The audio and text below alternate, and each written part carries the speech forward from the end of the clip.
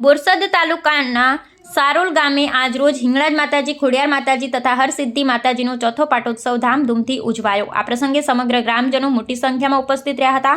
પાટોત્સવ નિમિત્તે સુંદર યજ્ઞનું આયોજન કરવામાં આવ્યું। ભૂદેવ શ્રી અરવિંદભાઈ પંડ્યા દ્વારા શાસ્ત્રોક્ત વિધિ મુજબ યજ્ઞ વિધિ યોજી ધાર્મિક માહોલ સર્જાયો હતો। ગામમાં ભક્તિભાવનું વાતાવરણ છવાયું અને માતાજીના જયઘોષ સાથે કાર્યક્રમ સફળતાપૂર્વક પૂર્ણ થયો।